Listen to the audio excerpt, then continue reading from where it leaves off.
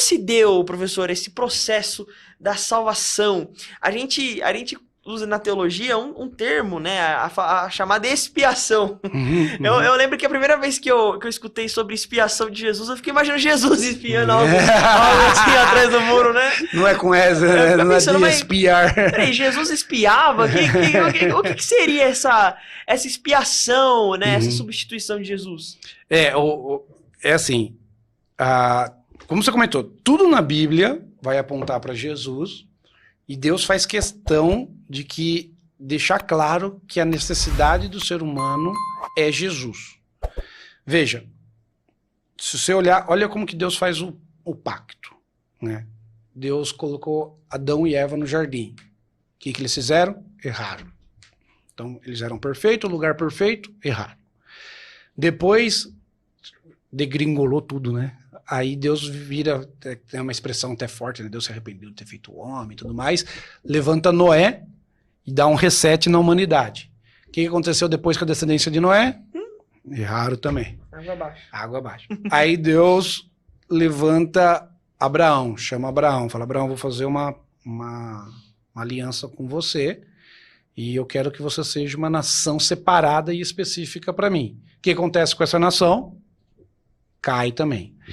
Então, não é que Deus, me entenda, gente, não é que Deus está na tentativa e erro. Não, Deus é perfeito, Deus sabe o que faz. Deus está mostrando para mim e para você que é impossível para nós sermos salvos. É impossível para cada um de nós recebermos a salvação. Nada do que fizemos. Nada, não importa. Por mais que Deus esteja falando, esse é o caminho, você sozinho não vai conseguir. Meu Deus. Teve a passagem que Jesus encontra com um homem rico, com um jovem rico, que tem toda aquela conversa, mestre, o que eu farei de bom para lhe dar a vida eterna? Jesus fala, cumpra a palavra, ele faz isso desde quando era criança, o que mais me falta? E Jesus fala, vende tudo o que tem, dê aos pobres e me segue. Aí ele fica triste, vai embora e abandona Jesus. E aí Jesus dá uma palavra, que é para quebrar, obviamente, um pensamento da época, que quem era rico... Na época eles tinham um pensamento assim, né? Quem era rico era uma pessoa abençoada por Deus, ou seja, os ricos eram assim com Deus, entendeu? Entendi. Tipo, nossa, essa pessoa e Deus tá assim por ser rico. Era o início da teologia da prosperidade. Isso. Não é verdade isso, né? Obviamente.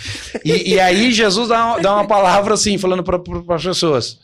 Mais fácil passar um camelo no fundo da agulha do que um rico entrar no céu. Então, para eles, os discípulos que pensavam que era um pensamento da época, que os ricos eram assim com Deus, ele diz assim, então quem vai ser salvo? Se os ricos, o pensamento dele era assim com Deus, e Jesus acabou de falar que o rico não vai para o céu, quem vai ser salvo? E aí Jesus diz, para vocês isso é impossível. Meu Deus do céu. Quem vai para o céu? Nenhum de vocês vai para o céu. Entendeu? Mas aí ele fala, mas para Deus não é impossível. Então o próprio Deus tinha que fazer essa obra. E quando você começa a olhar até...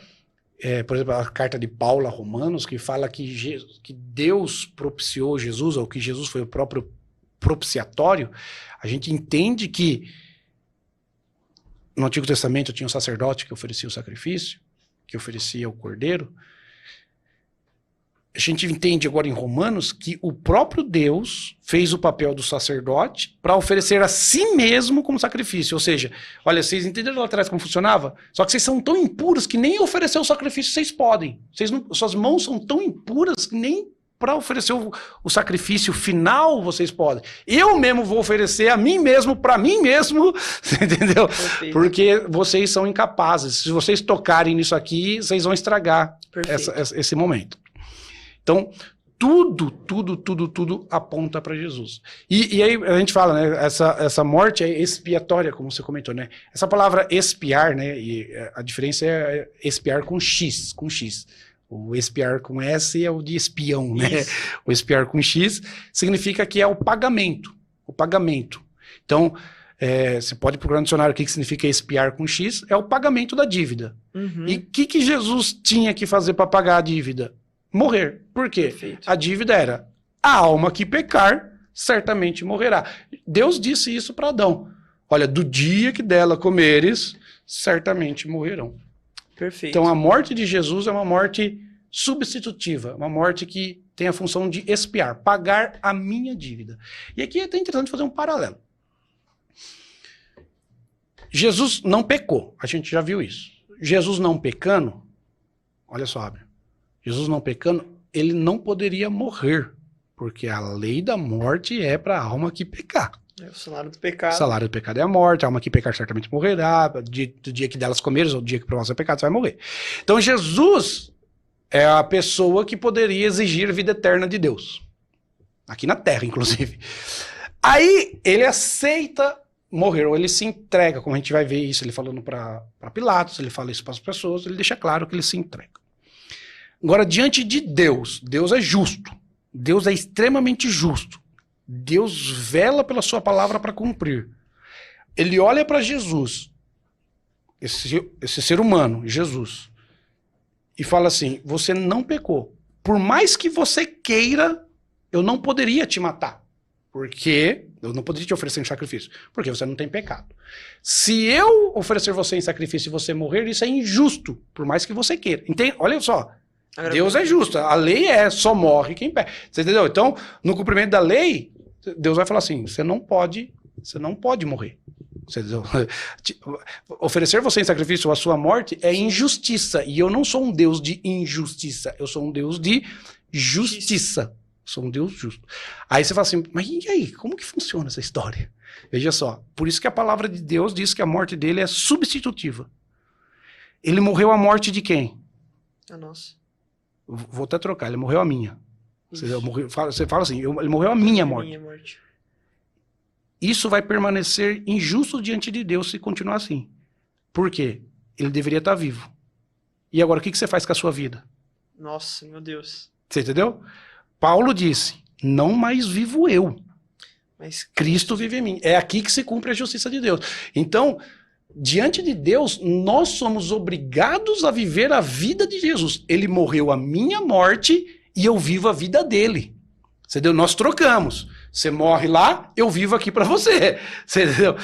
Qualquer coisa diferente disso, não vai dar certo. Meu Deus. Você entendeu?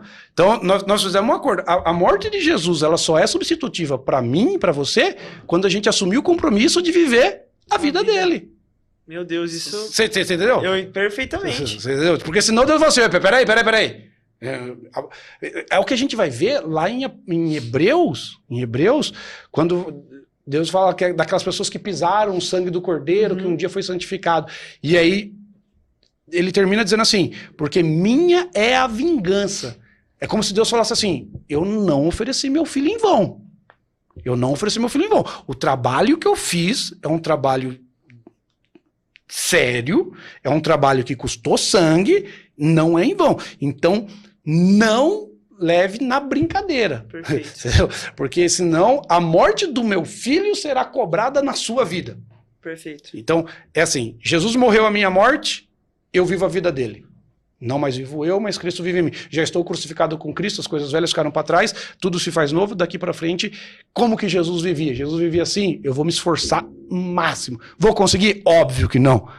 Óbvio que não, porque eu não sou Jesus.